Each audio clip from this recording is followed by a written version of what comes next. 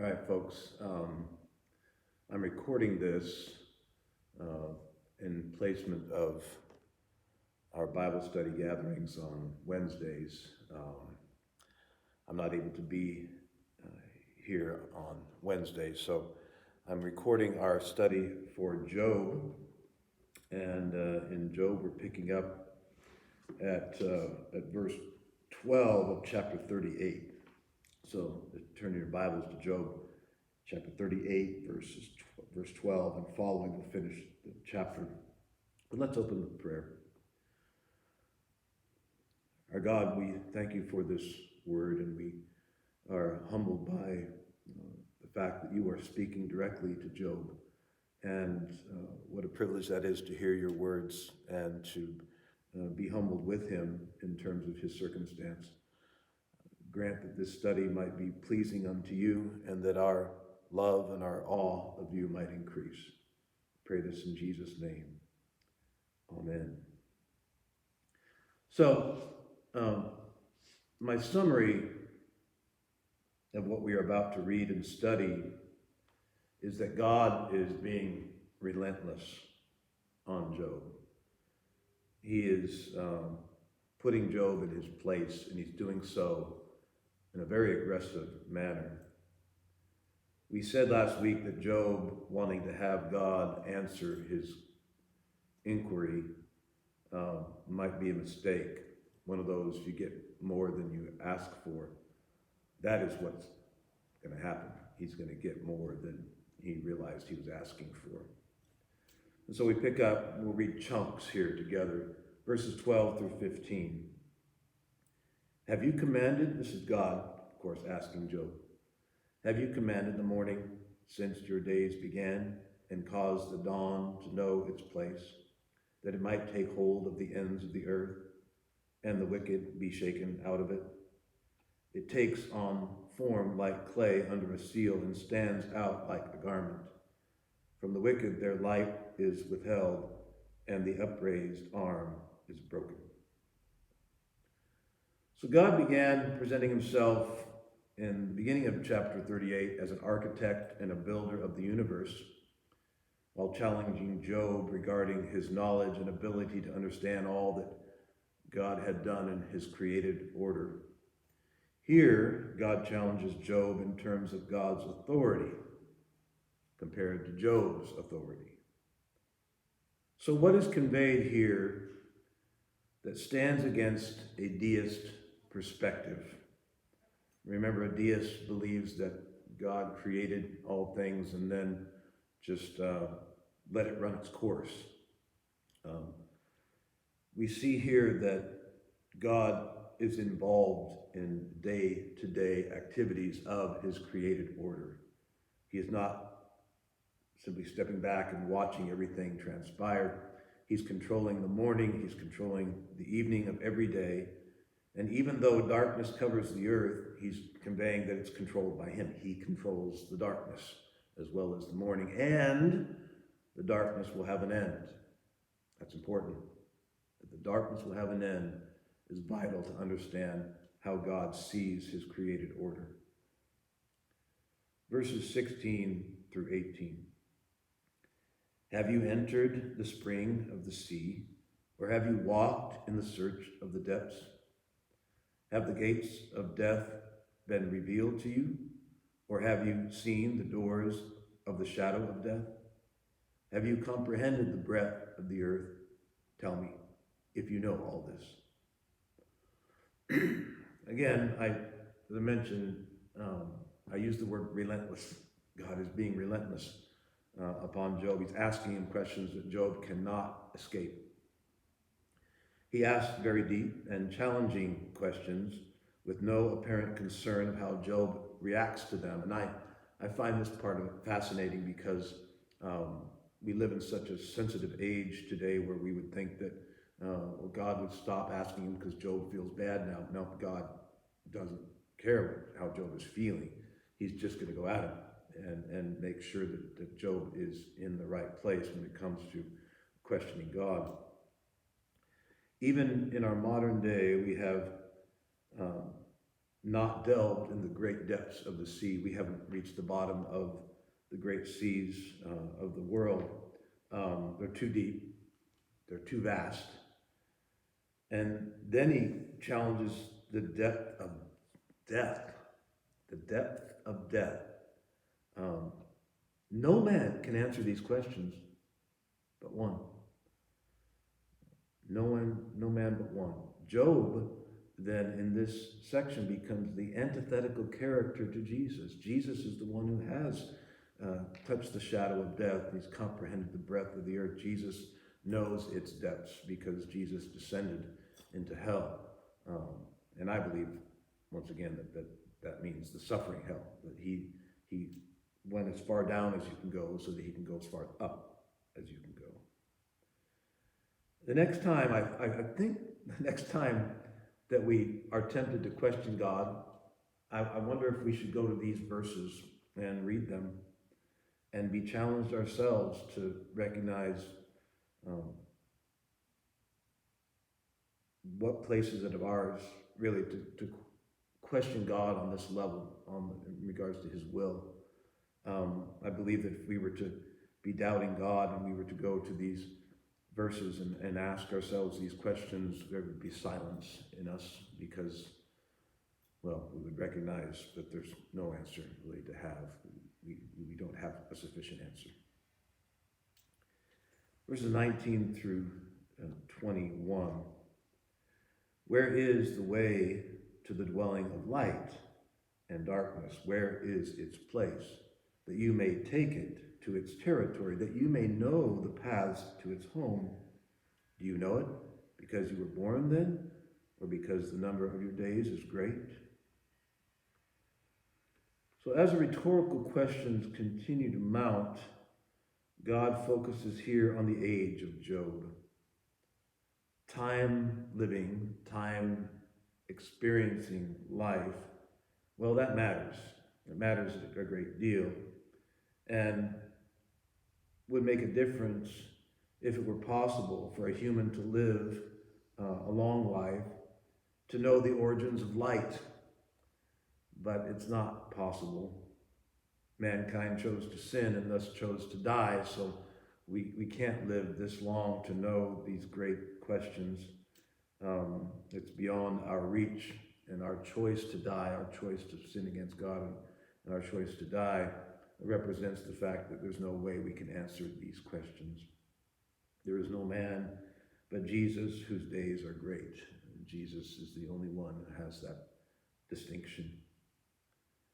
Verse 22 through 24. Have you entered the treasury of snow, or have you seen the treasury of hail, which I reserved for the time of trouble, for the day of battle and war? By what way is light diffused, or the east wind scattered over the earth? So what is implied in these questions? What is God getting at by mentioning these weather patterns and then mentioning war?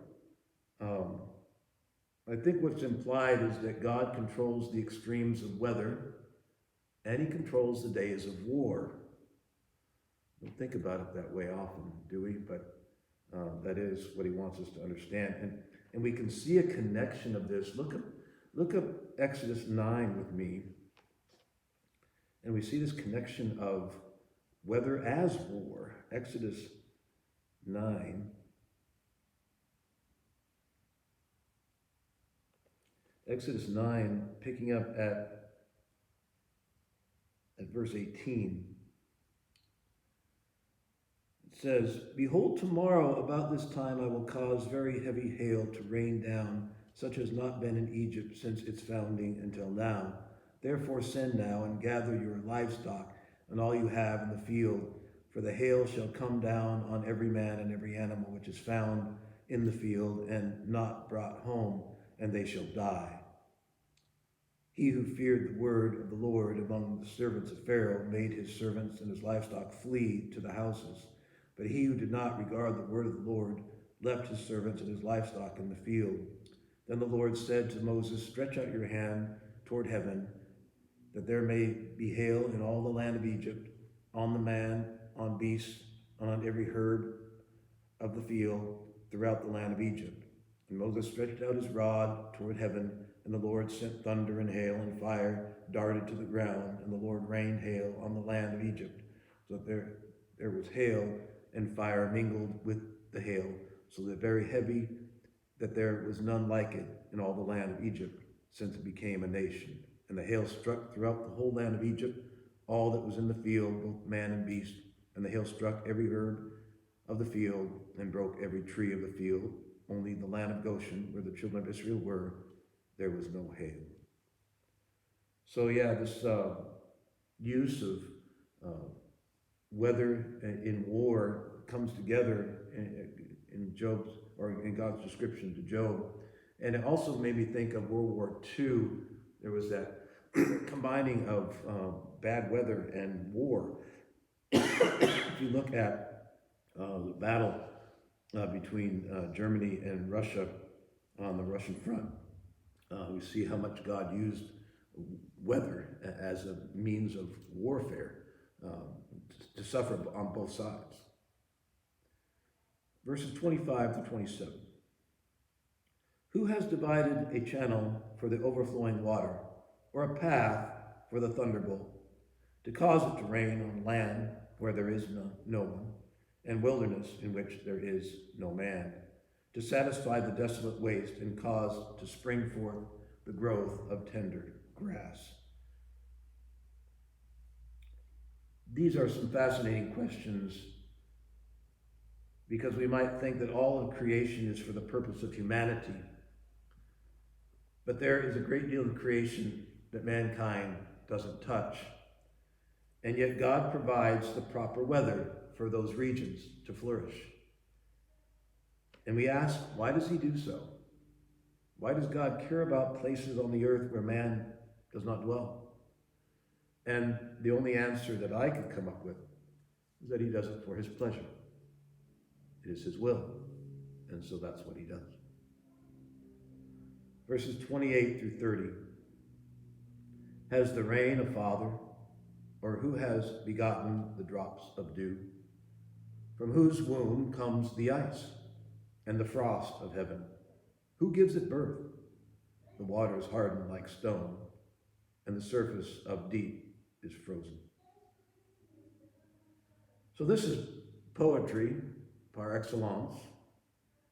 It is an interlude that continues these rhetorical questions, but allows us to consider the forms of water and contemplate their purpose, and to consider how God uses all of these forms.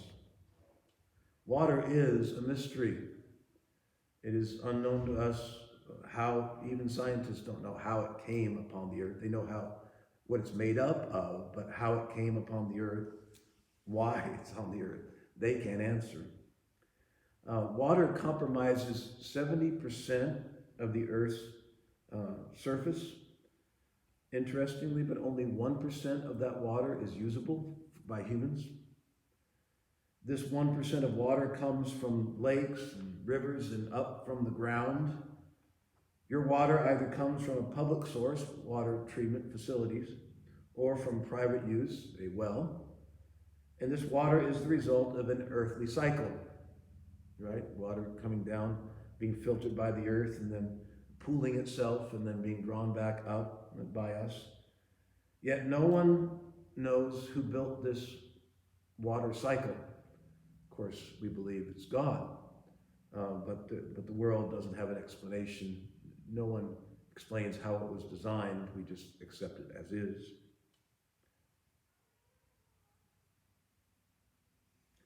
Verses 31 to 33. Can you bind the cluster of the Pleiades? There you go.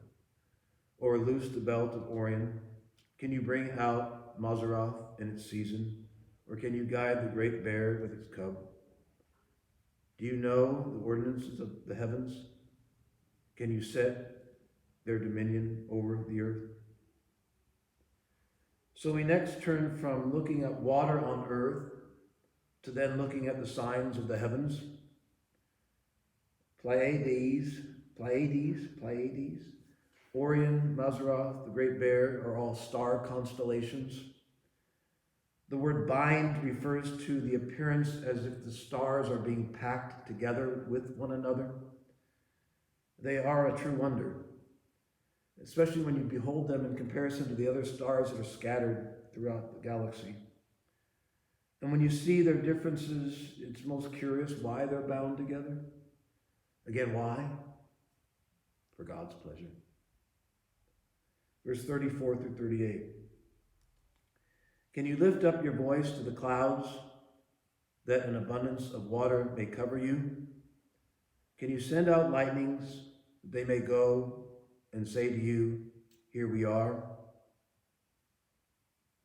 Who has put wisdom in the mind? Or who has given understanding to the heart? Who can number the clouds by wisdom? Or who can pour out the bottles of heaven when the dust hardens in clumps and the clods cling together? So the first part of these challenges once again addresses the mysteries of the created order, including weather.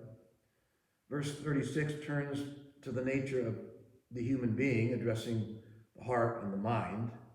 And we notice that God identifies himself as responsible for what is in the mind and what is in the heart of each individual.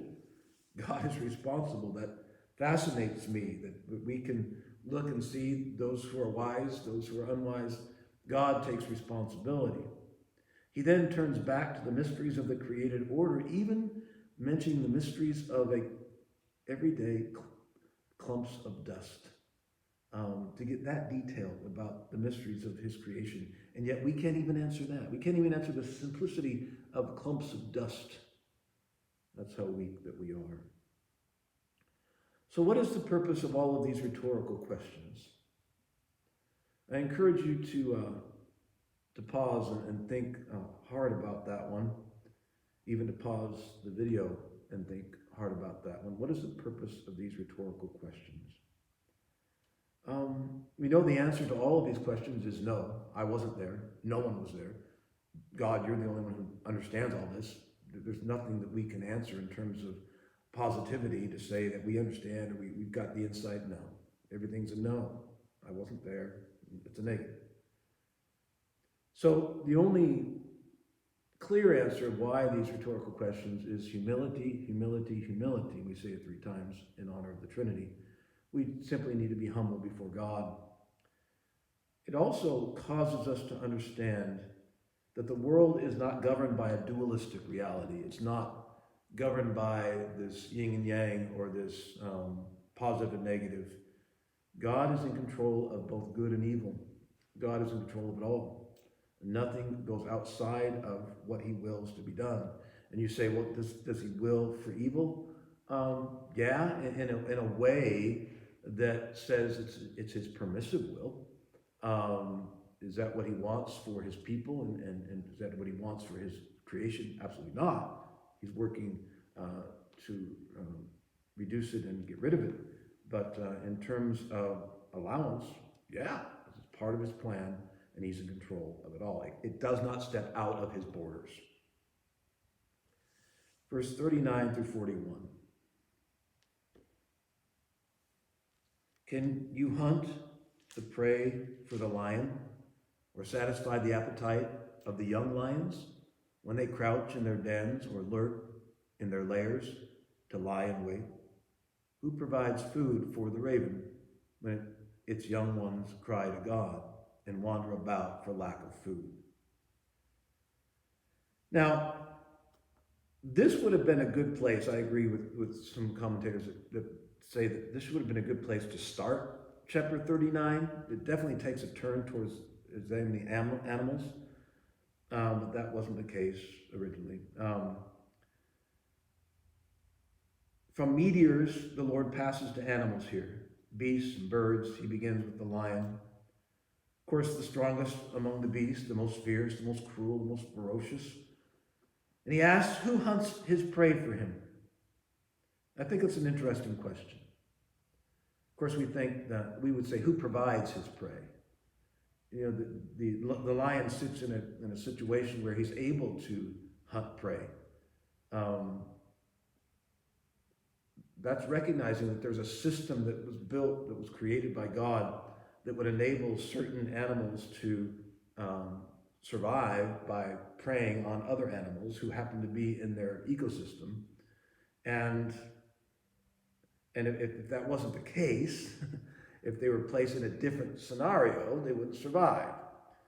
This question simply asks, do you understand how this whole ecosystem works? How I've built it this way so that the lion or the cubs do have preys in which they can be satisfied by, and that those animals have ecosystems in which they can survive as well. That God has set this up, and it's for us to simply marvel at it and realize that we have nothing to do with it.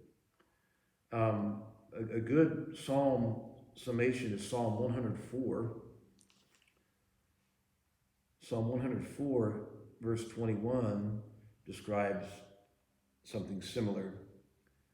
The psalmist says, "The young lions roar after their prey and seek their food from God."